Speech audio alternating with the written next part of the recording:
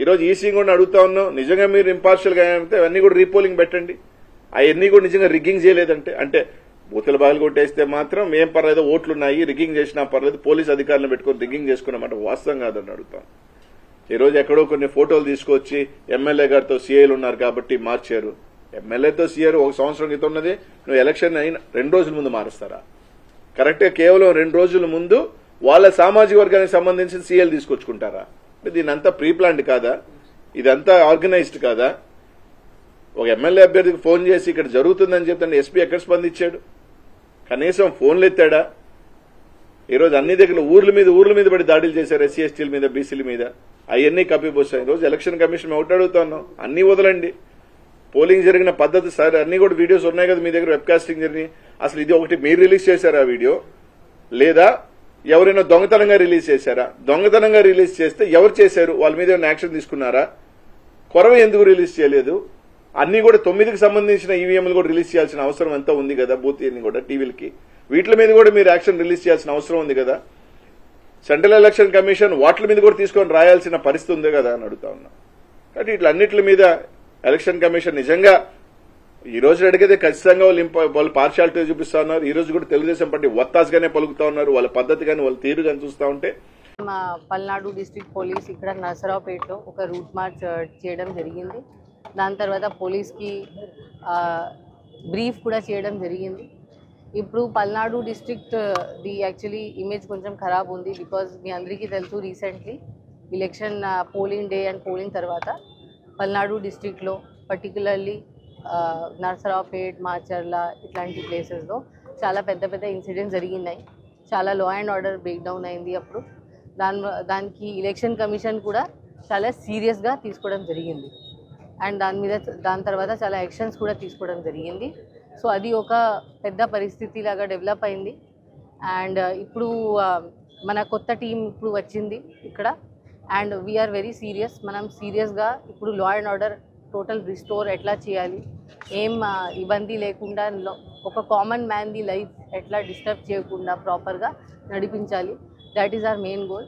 4th నాడు counting ఉంది. General elections 2024ది ఆల్ ఇండియా కౌంటింగ్ జరుగుతుంది.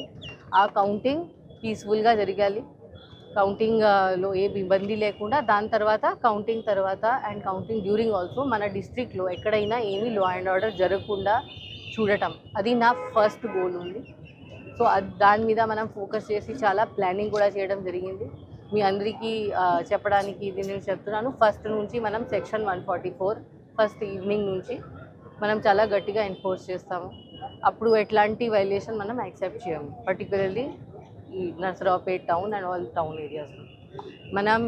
నా రిక్వెస్ట్ ఉంది అందరితో, మీరు కోఆపరేట్ చేయండి. ఇది అందరి సేఫ్టీ కోసమే ఉంది.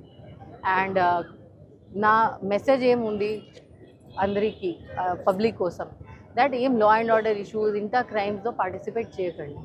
అల్టిమేట్లీ మీ మీద కేసు పడతాయి. నేను ఎవరికి వదిలేను. వాళ్ళు ఎవరైనా ఉంటే, ఏ పార్టీ ఉండొచ్చు, ఏ క్యాస్ట్ ఉండొచ్చు, ఏ కమ్యూనిటీ ఉండొచ్చు, I don't care about it. If anybody ఒక నేరం చేస్తే నేను ఖచ్చితంగా వాళ్ళ మీద కేసు కడతాను, వాళ్ళకి జైలుకి పంపిస్తాను, వాళ్ళ మీద గట్టిగా యాక్షన్ తీసుకుంటాను. అండ్ అప్పుడు క్రిమినల్ రికార్డ్ ఒకసారి డెవలప్ అయితే చాలా ఇబ్బంది ఉంటుంది.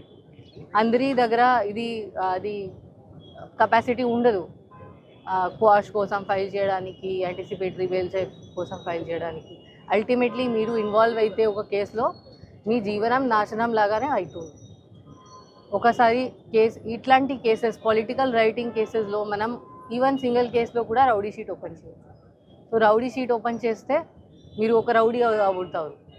అది మీ కోసం, మీ ఫ్యామిలీ కోసం చాలా ఇబ్బందికరమైన ఉంటుంది. అప్పుడు రౌడీ షీట్ ఒకసారి ఓపెన్ అయిన తర్వాత ఎట్లా జరుగుతుంది మీ అందరికీ తెలుసు. ఒకసారి క్రైమ్లో ఇన్వాల్వ్ అయిన తర్వాత ఎట్లా జరుగుతుంది మీకు తెలుసు.